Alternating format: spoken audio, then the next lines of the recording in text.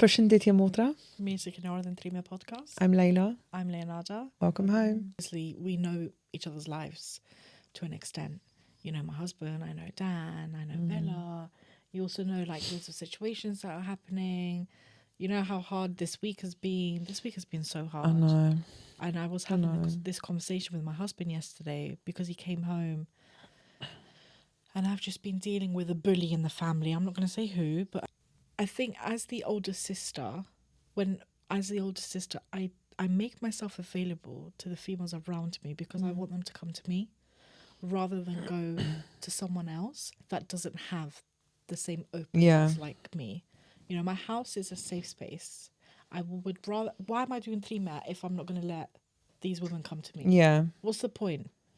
Do you know what I mean? Like, why do I... Well, yeah, because it's your way of being, isn't it? It's like it's who you are. It's who you are. Exactly.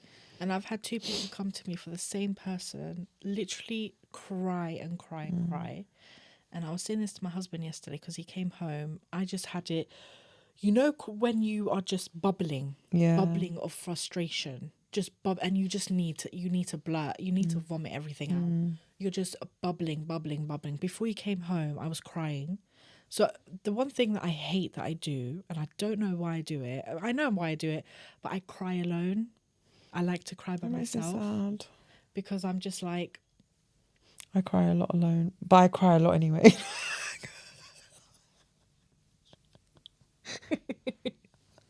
I cry alone, I cry with Dan, I cry with you. Oh, I'm only human and gay. I know. Cool.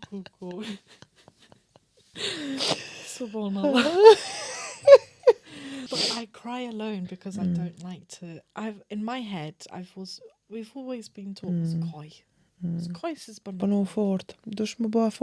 because of that, I don't like to cry in front of people. And I don't like to cry in front of my own husband, which I find so mindful. That really shocks me because I know like how close the both of you are. This was the two of you being close, yeah, because I know how close you two are. That really shocks me. Yeah, I don't like to cry in front of him because I'm always scared if I have to cry in front of him, I have to completely break down. Oh my God, I know how you feel. Yeah, so I don't want to take away from what you're saying, but I know how you feel. I just like to like he for like 2 minutes and they'll cry. I don't like to be in the point where I'm like, yeah, like I hate that, and because I've carried this strong person for so long, that when I do cry by myself, I remind myself I'm not in the worst position, or my situation isn't the worst. Like God forbid it could be even worse, and I just get on with it. But yesterday I cried, and then when my husband came home, after I cried, I was so frustrated. I was like, I just have to tell him. I have to tell him because he knows the person, he knows everything.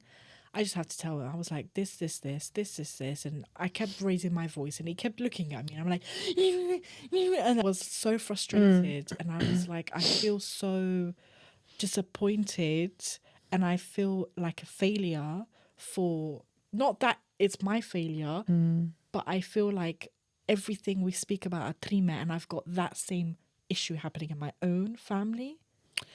But first of all, you're only human. You're not a failure, first and foremost. I'm always going to tell you that. You're only human. I know. And everyone else around you, they're real people. They're humans, right? And you actually got no control. I know. And that's the reality. I know. We try so hard to control, and because we want everyone to be happy all the time as people pleasers, especially as the eldest daughters. And we want to be loved and needed and important to everybody, that we try and control everything.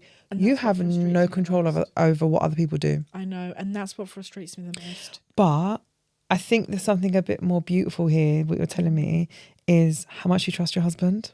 Yeah, I trust him so much. Like, as you're talking, I'm like I feel so, because that's how I feel with Dan. Yeah. No, I trust him. Do you ever think, like sometimes the conversations I have with my girlfriend, I say to her, like, fucking hell, babe, like, if anyone can hear what we're saying right now, cancelled off the face of the earth. Literally. Yeah. Dan is quite literally my anchor. Like, she is the safest person I have in my life, right? Like, she's the one that's like, maybe don't do that. Maybe just have a think about it first. And I'm like, no, I'm gonna do this. I don't care. And she's like, maybe just sit on it. Just like, just for me, just sit on it and see how you feel tomorrow or whatever. And then it annoys me because she's always right. But you know what? Someone, she knows you so well, and you know when I see you on stories and when you send me voice notes of what you're doing with Dad, my heart just gets so full for you, because I'm just like what I have with my husband, Lejla has with her girlfriend, with her partner. And I had this thought today, and I was like, as much as a heterosexual woman, I will never fully understand how it is to be in a lesbian relationship, but I can understand the actual the emotion I think it's, first and foremost, it's the deepest connection I've ever had in my life, because actually I think she's the first person I've truly ever been in love with, like actually romantically been in love with. And secondly, of course, it's because we're two women. Yeah.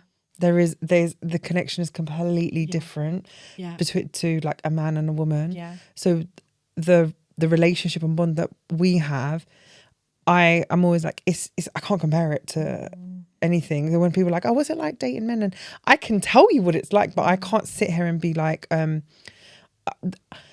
my relationship with Dan feels so unique. And I think maybe everybody feels like that way about their own relationship. It's a bit like children. Everyone thinks their kids are the best. Yeah.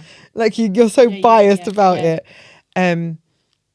But my relationship with her, I think, is the most unique thing I've ever felt in my whole entire life. That's amazing. And let me tell you something, me and my girlfriend, like, whilst we are so loving and, great together, so there are times we don't vibe. Of course. We don't vibe all the time. You're human. But I would say I will die for that girl. I don't care. I will die for her. Do you know what I mean? Like, and I think it's so important to recognize that relationships are not perfect. No. They're not perfect. Like, me and Dan are planning so much in our future, but before we even get there, there's so much stuff we have to figure out. Yeah, it's not easy. It's not. When people say, "Oh, how have you what makes your marriage so beautiful?" And I always say it's the hard work that we've put into it. That's it. It's just the hard work that we've put into it. And in a heterosexual relationship, which it's even harder, because men don't fucking understand women. The thing is, okay, I have an opinion on this. Okay. This is based off my lived experience and just based off like how I observe just the world. So this is my own personal opinion. In my humble opinion, I do think men know and I do think they understand. I just don't think they care enough to actually do anything about it. In that aspect. Yeah. And this is not your husband, because he's genuinely so lovely. But I just think that they play that kind of, I don't understand. Yeah. Yes, you do, because you're human and you know what it feels like to feel like if you're not to feel like you're not being heard, to feel like your voice has been taken away from you, to feel hurt, to feel vulnerable. Most people know that. Unless you're like an actual diagnosed psychopath, most people know what empathy, compassion, what emotions are. Yeah, of course, most people know. Maybe I mean it in the sense of where when you've got like a neurodivergent brain and your wife is that and the man is not, and you're like running 100 miles an hour in your head, and your husband is still at the start line, and you're like, I don't get me. You don't get me. I don't understand. But Leo, me and Dan have this too. So I think it's very much the fact that me and you are so fast paced. Yeah. Like we're like boom, boom, boom. Yeah. Like, like we're so fast paced in just everything we do. And like sometimes Dan will say to me like, you need to slow down, like please slow down, or like she will hold me accountable and she'll be like, we've spent no time together lately, like that we're not vibing because we're not spending any quality time together. Yeah, which is the hardest thing. Yeah, absolutely. It's so hard. And like genuinely, like Dan will say like sometimes it's not that I don't want to, it's that it's a lot. It's a lot, and I get overwhelmed, I get overstimulated. And then it's in that moment, it's my, I guess like it's my role as her partner to be understanding. Yeah.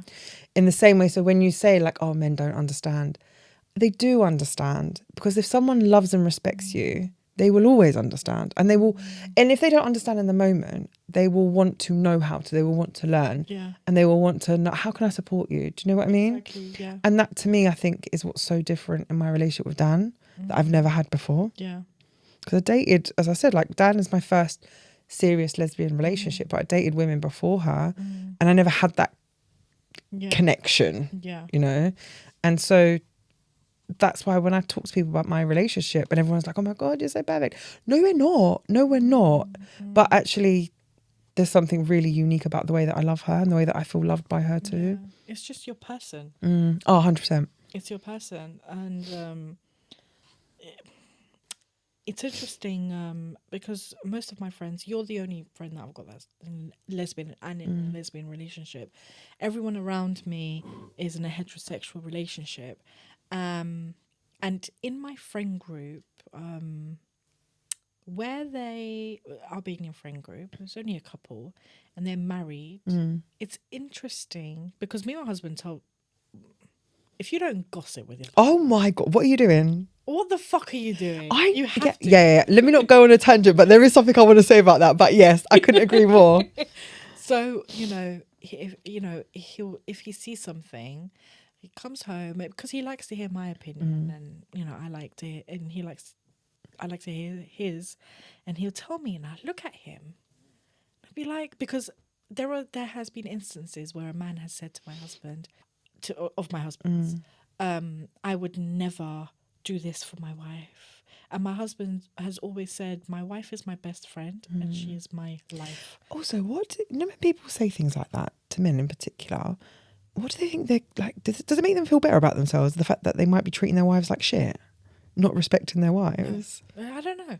Not being affectionate to their wives. I don't get it. Does it make them feel better about themselves? It makes no sense. And the reason they say that to my husband is because my husband cleans and cooks, and he takes pride in cleaning and cooking, which is what all adults should be able to do for themselves. When I stepped into my bunnies on Sunday, and the smell of bleach hit that point where I was like, because I just love the smell of bleach. I was like, ugh. And he cleaned. He spent 4 hours cleaning and scrubbing. And I went in and he started dinner. I had no words. I genuinely had no words for my husband. I've been blessed, alhamdulillah. I think we both have been blessed, where I don't have to, number one, worry about anything. I don't have to add my husband into my head as in my checklist of things to tick off. Yes. I never and I guess in a way it's one because I set my expectations really early on. I don't care about my husband's workloads. That's his responsibility. It's not mine. No one cares. So it's what we set in our relationship. I know it seems so basic. I know it does. But I know a lot of women that literally will iron, crisp and everything her husband's work clothes, and her husband comes home from work, puts his feet up, doesn't even say ayelov, chakebo, doesn't even acknowledge his wife to the extent that my husband acknowledges me. When my husband walks into the house, I literally greet him with a smile. You know what? Do you know what I mean? I do. I know exactly what you mean, because not only did I actually live it, but now that I have this relationship I have with Dan, I feel so sad that I ever had something like that in the past. Yeah. I'm like, oh my God, I could have been so happy. Yeah. And all I was doing was just blocking my own happiness and all these beautiful things that are in my life now. Yeah. And when you were saying about gossiping with your partner, listen, me and Dan, do you know what Bella said about us? And it's, I think, probably the sweetest thing, the most loving thing that anyone has ever said about us. And this has come from my 10-year-old child. What she said was... Are you going to expose yourself or something? No, it was really funny. She said, sometimes I wake up in the middle of the night and I can hear you through the bedroom. We died. We looked at each other like, huh? And then I wanted to throw up in my mouth. I was like, what do you mean? And she goes, are you just giggling all the time? You're just laughing. And we were like, oh, cool. Like, bash. Oh my God. And when she said that, I just thought it was the sweetest thing that anyone's ever said to me.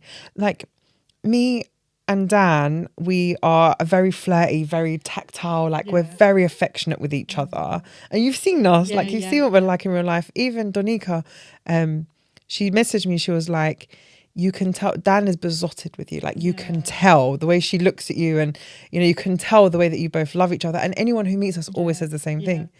And now I'm have like this sense of so much joy because my daughter gets to grow up watching happiness, a real love, should be like, and she will be damned if she lets a man or a woman or whoever treat her any less, because now her expectations are going to be, I want what my mum has. Exactly. Like when I was young, I didn't want what my mum had. I wanted the complete opposite. I mean, I fell head first for exactly what my mum had, some way, somehow, because that's how the cycle happens. But now I have what I have with Dan. I'm like, oh my God, I can't believe I ever had anything different. Yeah, I know. I can't believe there was ever a point in my life that I thought abuse and violence was okay. Yeah. Or even just like being in really toxic situationships with people. Yeah. I can't believe I ever thought there was excitement in that. And I want to vomit in my mouth. Yeah, I know. I want to vomit in my mouth now when I think about things like that. It's like this, it's this bad boy, bad mamacita. Oh my God. Do you know what I mean? I love you. It's God. No, because I can't say bad boy without bad boy. Do you know what I mean? That like fantasy. It's the fantasy, the bad boy fantasy. Fantasizing that it's bullshit. It's all bullshit. Yeah. Because I will tell you, if you can go home, if the key turns at the door and you feel a sense of like, oh, I'm so happy she is home. Oh my God, every day. Or municipal press. If you can, that is priceless. Absolutely. And it's funny because it's a joke between me and Dan that we get about 10 minutes with each other at the end of the day because she doesn't finish work till late. And there is about a 15-minute window between her coming in and me feeling so relaxed finally that I fall asleep. Yeah. Like she'll come in and she'll be like, how long have I got? I have to force myself because there's this exactly how you described it. She'll come in and where I felt so tense all day, especially because I'm a mum, and as much as I say like motherhood isn't my identity, and it's not, I am still a mum. Yeah, of course. I have to keep my child safe all day, every single day, and that causes a lot of anxiety and a lot of tension in you. It's a big, huge responsibility for anyone to take on. Yeah. And the second that Dan comes home, I'm like, oh my God, I can relax now. Oh my God, like I know she's got it. Yeah, exactly. I know she's got it. Like there are only a small amount of people that when Bella is in their care, I have absolutely zero fear. And they're the only people that she's ever allowed to be in their care. And my mum, Dan, and a few other family members, that's it. Yeah. I don't, like no one else I feel safe because I'm like, actually, she's in better care when she's with, do you know what I mean? Like, I know that this person is going to look after Bella to the death of them. Yeah. And I feel safe. Exactly. And it's not just about, how someone can be a parent to your child or to their own child, but it's also just like you say, that it's the way that they make you feel, that safety, that comfort, that joy. Yeah, exactly. I feel like it's joy. It is the joy. It's the joy. I don't know if you do this. I will get my thoughts if I've watched something or seen something on the phone, like something sad. A couple sad, and then I'll imagine me and my husband. And oh my God, do you do this? I do the same. I do the same. I'm like, oi, I do the same. Literally. I do the same. And then my thoughts come into my head of, what if something happens to him tomorrow? How am I going to live my life? And I'm genuinely Why planning like the funeral in my head. And I'm telling you, my heart. Yeah, it just hurts, feels. aches. Yeah. Yeah. And then I have to like, Budal. It's not real. No gosh, the amount of grieving that, and then the worst. I'm so thankful to God that I have not seen my husband die in my dreams. Oh, Dan always cheats on me in my dreams. She's never nice to me. She's a complete bitch in my dreams. In my dreams, I always cheat on my husband. I don't know why. But I always do. And I tell him, and he's like, but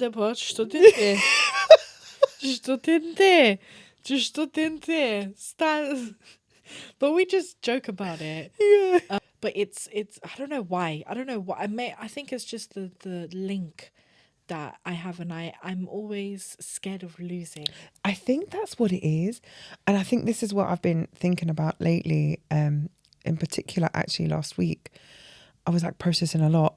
And I realised that that's what it's the fear of losing something that is like, I've never had this before. Yeah. And I don't want to lose it. So it's like, I guess when you've been through the things that I've been through, I'm like, I don't know anything other than loss and abandonment and all of that awful shitty stuff, right? Yeah. So now I'm like, now I have this really good, lovely, safe thing. What do I do? Yeah. It's so hard. I think I have the same thing. Like, because I've always been told, you're too strong-headed, you're too strong from a child. Constantly, blah, blah, blah, blah. And now, 10 years on, bruv, 10 years, a decade. Now I'm still in that mentality, in that mind frame that I'm just like, he's going to get so tired of my bullshit and he's going to say, yes, swimmer. Yeah. And that's what's scary. And even though I know he would never do that, because, you know, first of all... I can't, I feel like I'm just like, yeah. Like Churchill, the nodding dog. Yeah, that's me right now. It's so relatable because I feel the exact same. And then I think it's not, how much of this is actually the relation? Would I feel this way in any relationship that I have? You know, like if it was with someone else, would I still feel this way? I think your relationship with Dan is completely unique to her. I think in every single relationship, if it, you know, let's say all relationships, hypothetically, they're all good. Every single one of them would have their uniqueness of why it's good. Because every single human being is different. You act differently with every single human being. Oh my God, absolutely. Do you know what I mean? Absolutely. Like, on the live today, someone asked me, do you and Lejla fight? I was like, and you know what? I just saw it. I just read that and I was like, too bistic thought. Like, I would never, first of all, I see you as... I'm so confused. What a question. Yeah, what a question. I see you like my soul sister. Like, no, she was like, yeah, but do you debate and do you like disagree and agree? And I was like, of course we do, because we're humans. Yeah, but we don't fight. But no one fights. That actually makes me feel like, why a disagreement doesn't mean there's going to be a fight. No, but you know what it is? I think our relationship, because we're so close, Tashi and I both soul sisters, officially, you heard it here. I think a lot of people can't believe that two girls are so close and love each other as soul sisters and just so... And that's it. Yeah, like, and that's it. Yeah, there's no... I can tell you categorically there is no fight in between me. Leo, we've got nothing to fight about. I think I will say, Lejla, for the first time in my entire life, in my 30 years, I'm turning 31 in 2 weeks. For the first time in my 30 years, I've got a friend, a soul sister that I'm not competing with, that I can go to. But I can genuinely feel like Lejla gets me, and I don't have to compete. I don't have to look a certain way. I don't have to speak a certain way. I don't have to think a certain way. Like, I appreciate you for you, and you appreciate me for me. And that's... Yeah, why do we need to fight? We don't need to fight. There's nothing to fight about. People would love to see us. I think maybe it also, like, does that mean that there's almost like an acceptance that you're going to fight or have really bad, crappy times in any relationship? Because even friendships are a sense of relationship. I don't know. That seems like a really, I I don't know, it's a bit toxic, that question. It might, Because also, what did you want out of that? it might also be their perception of friendships and relationships. I think that's what I'm getting at. Yeah. Yeah. There's the perception of what a friendship and a maybe relationship is. what Yeah. they've experienced. Yeah, definitely. Because in a lot of Albanian households or women relationship which women have tend to be toxic. And then, well, it's because women are pitted off against each other. They're not. Exactly. It's there's always competition. Of course, there's competition that parents chikayam, blah, blah, blah, blah. Yeah. Like taper crenorium, like I'm so genuinely. I'm not even sugarcoating it. I'm so proud when I hear a woman is doing something. Absolutely. Because it's sad to I don't know. I find that so sad to have that, not knowing what it's like to be inspired by and motivated by and celebrated by other women. It's so sad. And I was telling you this week, it's probably why this week I was like, I don't feel like anyone's proud of me. And it's more because I've always had people come to me and say, oh, look at her. Oh, look at him. Oh, look at her. Oh, look at her. She's having kids. Look at her. She's so skinny. Look at her. She's gone to Dubai. She's done this. She's done that. It's never been like, oh, Leonarda. Halal koft. And then also women are being put against women, and then all they know. I was going to say, like, I hate to break it to you, but this is a lot of. It's so toxic. It's just, this happened to me a lot in my life. Yeah. You know, like it's not just within our community. This happened to me. Yeah. Everywhere I've gone. In that moment, when I felt like that, and I was speaking to my younger sister. In that moment when I felt like that, your words from the last time that we sat here was don't wait for anyone to validate. Don't mustanin hitch. And that's kind of what just was like tick. Because if you're never gonna be really happy. No, exactly. Because you're never gonna get everything you want from other people. Yeah. Exactly. And then you're only stopping yourself from progressing. Exactly. I think I just had a moment of realization and grieving in that moment. Yeah. Of, it's never going to happen. I need to fucking move on. And they'll cripple now. And I was speaking to my younger sister and she said something so beautiful to me. She was like, Leo, I'm so proud of you.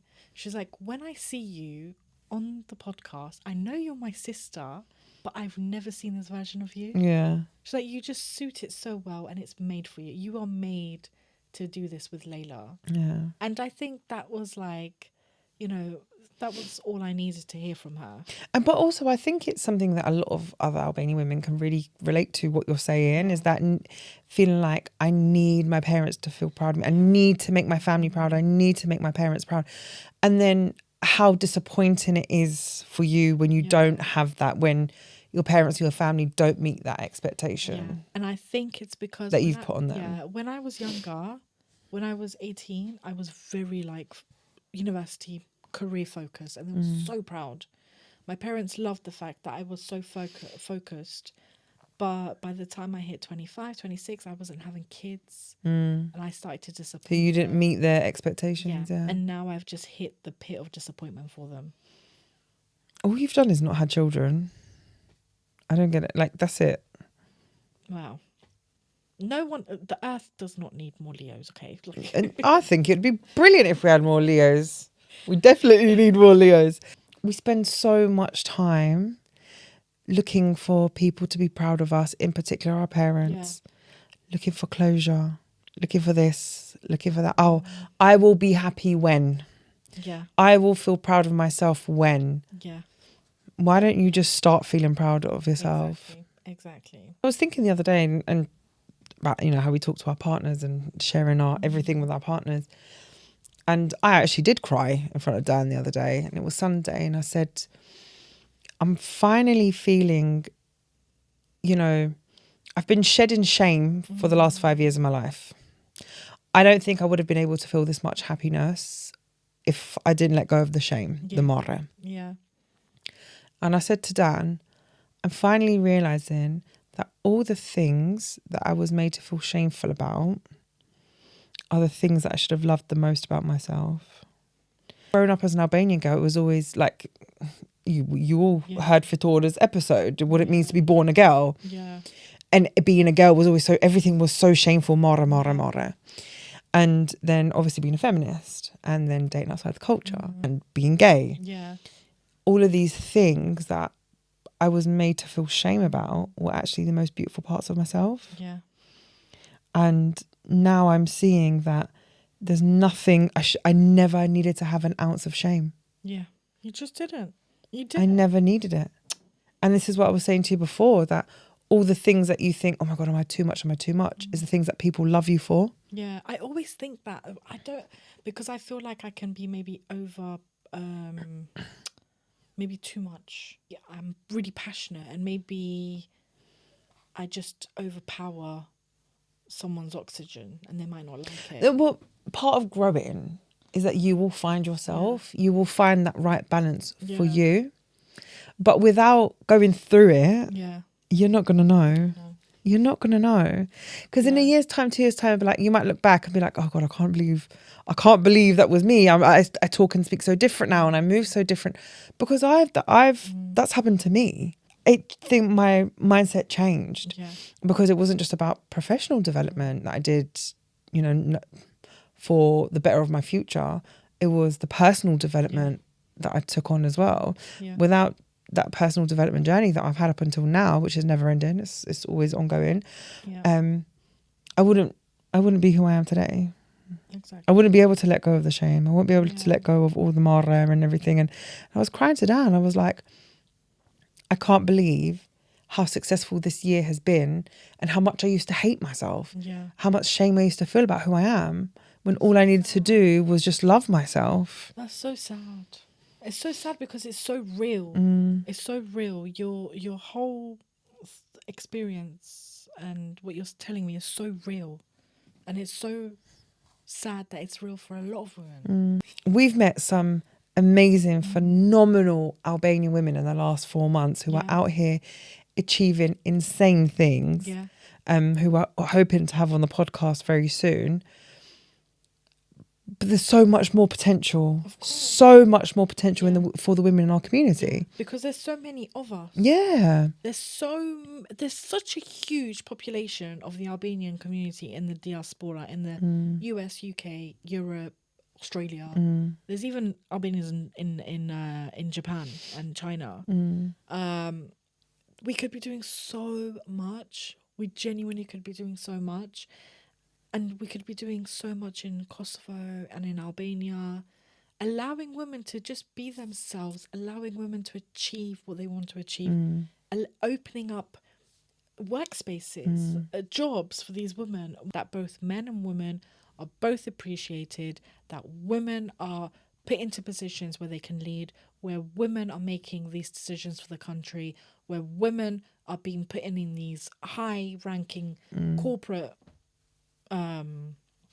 positions, equalizing everything, bringing down the domestic violence statistics. But again, it all comes down to control. So my question to you is, you talk about your relationship with your husband, and how much you can confide in him and how safe you feel with him. Do you think you'd be the same person if you hadn't met him? No. If I didn't meet my husband, I don't think I would be where I am. And I say that in a positive way. Yeah. Because growing up, I was constantly, like I've said in a few episodes, I was constantly really stressed as a oldest daughter. So stressed. Carrying all the stress for the whole family on my back. Carrying the stress of my siblings, carrying the responsibility of their education, their development, all of that on the back of my shoulders. And when I finished university, my first goal was really career, my marriage. And when my husband finally came into the UK, because my husband was raised in all of that in Kosovo, and he came here with a spouse visa, I will not lie, the first year of my marriage was so hard. that was spawned from me. Mm. Not from him, because I will not put him in that bracket. It was from me because of what I had seen in my upbringing, because of how independent I was, that I didn't want to compromise. It was very, you'll probably understand me, but when you are so independent, you have control of every little thing and all your decisions, and no one gets involved. Your parents trust you wholeheartedly because you've been doing it for years. And then you've got someone coming in, you share the bed with them, you share your whole life with them. Now you have to let them also make some of those decisions. Yeah. So it is not easy to be like, okay, yeah, I'll trust you with this. No, it's like, let me observe how you make these decisions. So it was really difficult. It was so difficult. I was just diagnosed with PCOS. And I had depression, so I had a therapist. It was so difficult, but he stuck by my side. If he was not there to show me, not to calm me down, but to show me that you can talk with words and you can talk calmly and you can feel safe and you can let go of stuff and you don't have to think so hard about stuff and you don't have to be so hard on yourself and be your biggest, because I am my biggest critic, but you don't have to live your life like you're running a Usain Bolt marathon every single day. I think I would be ishashkromo. Yeah. Mentally, I would be shkram. Like, I would be cold. I think I would have closed my emotions completely. Yeah. I think I'd be a different person. I don't think I would be the lovey-dovey, bubbly girl I am today. It just goes to show how much that safety has had a big part to play in actually your own, in your own personal development whilst you've been with your husband, and how important it is to have a partner that can support you in that way. 100%. Because, it's not an easy task to take someone out of a toxic environment that only knows how to communicate with you in a toxic way, because that's all I saw. I never saw an actual conversation that didn't lead into shouting. I never saw that. My husband was the one that taught me all of that. I don't know where he learnt it from. I genuinely don't. It was as if he was just born this way. But we respect each other's spaces so much. But it's taken us so long, so much. It's a choice. The way you treat each other is a choice. Massive choice. Yeah, and that's why when we do talk about perpetration and violence towards women and girls, and in particular in our community, gender-based violence, it's a choice. Yeah, it's a choice. Because you say, I don't know where he learnt it from. No, the fact of the matter is, it's just that. It's a choice. Yeah, I guess so. Yeah. Because he just, he taught me so much. And I think I taught him so, because just like I did back in the day, I still work 1,000 miles an hour. Like I still try to do stuff really fast. Whereas he's very like, calm down. Listening to you as you're talking about you and your husband. And for me, it's that patience that for the first time I found someone, I don't found her like I just found her, but I felt for the first time, like when I met Dan, it was someone who was willing to be patient. Not only is that just who she is, but she was also willing to be extra patient with me. And she's so soft-spoken as well. Yeah. And, when I was younger, I always thought I wanted to date people who were as loud and gregarious as me and confident in life and soul of the party. And it was hell. Yeah. It was complete hell. I should have never done that. And Dan is the complete opposite of me. She's very calm and soft-spoken and very collected, very measured. Yeah. Oh my God, like quite literally the most measured person I've ever met in my whole entire life. And it wasn't until I met her and I was like, oh, this is what I've needed. So when I met Dan, me and her were both like, we don't want anything serious. Like, we're not looking for a relationship. Both of us were really open with each other about it. Just casually dating. And then it was like, oh. I love you. Shit. But she's really like, she's the yin to my yang. Yeah. She's the yin to my yang. And right now what we're figuring out is that a relationship is 80% who we are ourselves, for ourselves, and 20% who we are together. Yeah. So, you know, like when you got the yin and yang and you've got the two dots, so you're together. But the only way a relationship is going to work and is going to last is if you are truly happy within yourself. Exactly. And you truly love yourself.